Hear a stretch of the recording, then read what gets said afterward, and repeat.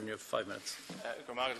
And I'm delighted to say the Labour Party will, of course, support this bill, but I think it would be a derogation of duty if we in this House didn't make at least some comment about the rushed nature of this bill. And I think we take exception to any accusation that we are being reckless when asking questions about the late nature of this bill. Having said that, I was interested in comments by the previous speaker about the first rugby match he attended. It reminded me of the first international game I went to as a young man in 1987 as a 10-year-old with my father, who never thought he'd set foot in Lansdowne Road. And what was interesting, it was a soccer game, it was Ireland-Brazil, and the person who scored the winning goal that day was somebody who was once expelled from the school that my dad taught in for choosing a soccer game over a Gaelic games as a young man.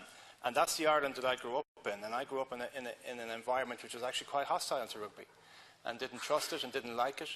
And as I grew up, and as you, I suppose, get older and your mind opens up, you begin to share experiences with other people. And to be honest, at this stage, I think rugby is incredibly important to this country as a game.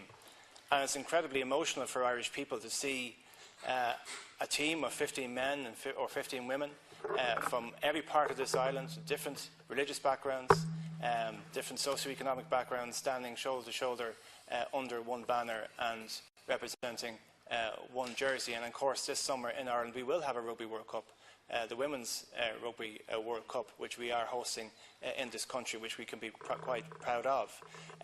I know many comments have been made here about the economic cost or the economic benefits, etc. To me, yes, that's an important debate to be had. But quite frankly, when I think of my 10-year-old self in Lansdowne Road that day, surrounded, I believe, when going back to the statistics of the game in Lansdowne Road in '87, I think there was only about 12,000 people there. But the impact that game had on me as a 10-year-old was just monumental. And I can only imagine the impact that the Rugby World Cup will have on 10-year-old girls and 10-year-old boys if we are actually successful in this bid. Because sport is a wonderful thing. And often, you know, it can be viewed as a luxury or viewed as not important as other social infrastructure or comments that we have to, or policy decisions that we have to make in this country. But to be honest, when I taught in an area of acute disadvantage, the best days we had, the days when the children were absolutely on a level playing pitch, literally, with maybe more advantaged children, the days when we literally touched heaven, the days when I could look the children in the eye and say, do you know something, you are as good as anybody else. You can achieve as much as anybody else. We can train as hard, and we can work as hard, and we can practice as hard as anybody else. And there's no excuses as to why we can't be the best that we can possibly be. And I taught in a particularly disadvantaged part of the world. It was sport that did that. It was sport that did that.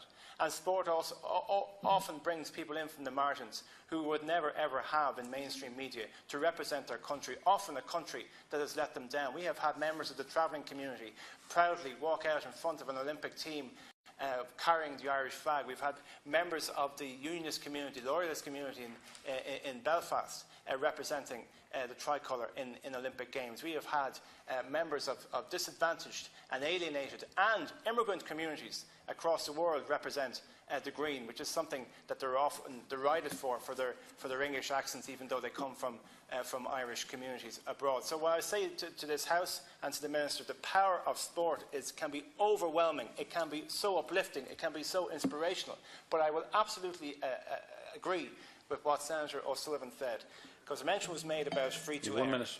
And about the ability of young people to connect with this, and for the entire country to connect with this. I was horrified on Saturday night that the Tipperary or the Waterford Kilkenny game was only available to people who had a Sky subscription. Now, I know we have to be careful about what we say, and I know we're going to be accused of being reckless, but I think it needs to be in our mindset that this has to be something that the country can enjoy, and it's not something that you have to have a Sky subscription in order to have in your living room. We all remember those wonderful family occasions of the 1990 World Cup, the 94 World Cup, and even last summer, when you connect with your family on an emotional basis that you probably never would connect in other ways outside of weddings and all the rest of it, when you connect a common identity of cheering on a sport team that you feel strongly about. So let's give sport the the status it deserves. It is, spine-tingling. It puts the hairs on the back of your neck. It is something that is enshrined in our identity, and is something which is a fantastic leveller. And often, as I say, people who wear the green are people who have been let down by society, but they still give everything in sweat and in energy to represent our country. We have a fantastic spectacle this summer with the Women's World Cup. I pray that we will have the spectacle in 2023 with the Rugby World Cup. But let's make sure that it's going to be accessible to all. Okay, so you